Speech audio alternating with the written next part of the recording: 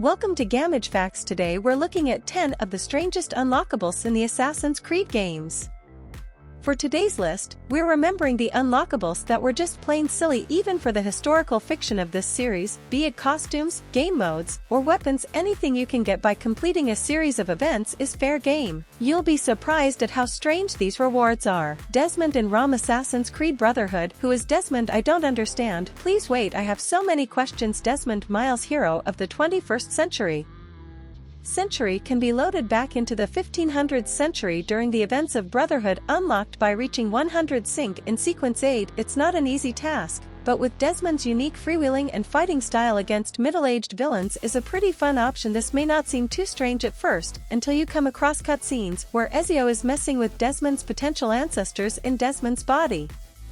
Basically, it's like those awkward scenes in Back to the Future with Marty and his mom, and even worse, the guy just doesn't look right on a horse. Ubisoft tattoo. Assassin's Creed Valhalla. Greetings, toad up a few new ones for you so you're playing your own custom. We're talking wolves, runes, handprints, this one that kind of makes you look like raw meat, and the weirdest one of all, Ubisoft's own company logo, and not one, not three, but four alternate shapes, which raises the question of who wants to be a esports-sponsored raider, especially when certain actions we take as players are somewhat questionable from a moral standpoint, but that's another topic for another day. More appropriate would be the Abstergo branding, since they exist as the masterminds in this universe, that actually you can find them in games, so what the heck? If you really want to mess with the fourth wall, you can unlock them all for free with a Ubisoft account link, although I don't imagine we'll see much of that cake. Assassin's Creed Unity parties bring us more of that cake. I don't know how to tell you this, but if you played through AC Unity and thought you've beaten every boss, think again, because an additional fight can't be unlocked until you've found and eaten all 5 pink cakes scattered throughout Paris, which Arno miraculously devours in one bite after interacting with the last giant cake in the Luxembourg Palace.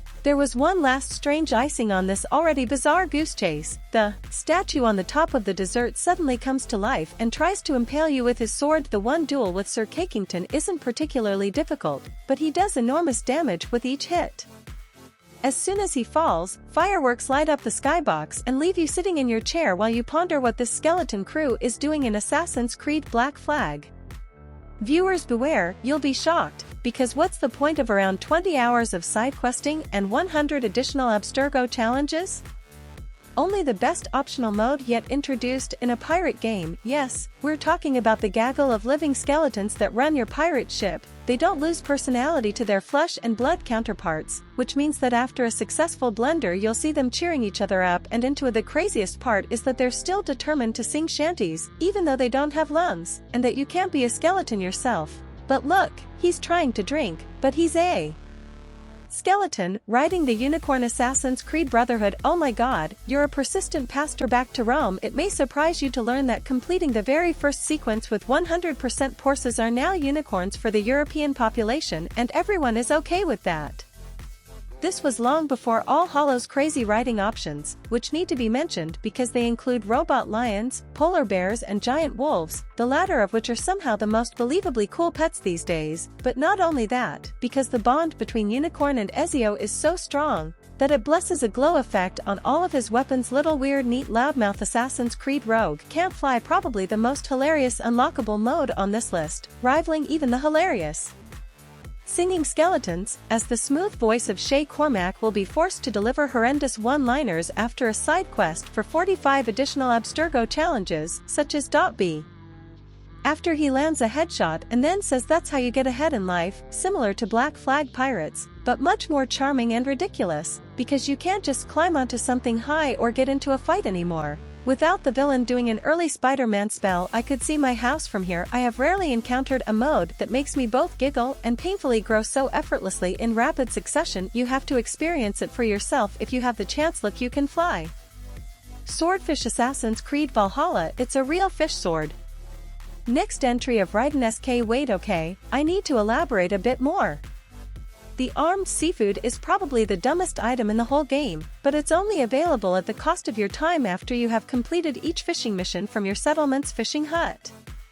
Finding the right areas on the game's various land maps is no joke. A two-handed greatsword in the shape of a fish that sets enemies on fire for some reason. No divine idea why they refuse to cut off people's heads, just hits a little differently when you use a live animal as a blade. Amazing content. The raid skin Assassin's Creed Brotherhood.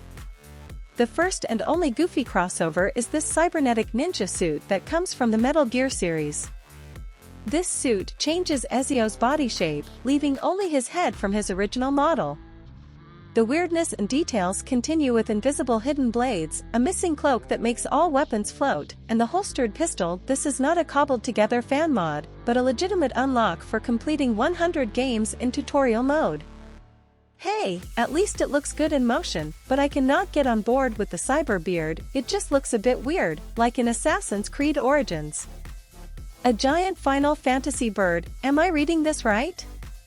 Does anyone else see this?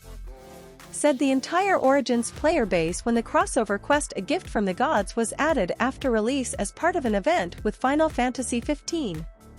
Some paint. I can't explain the whiplash caused by this one scene where Bayek watches magical swords rain down from the sky and suck some guy into the sky.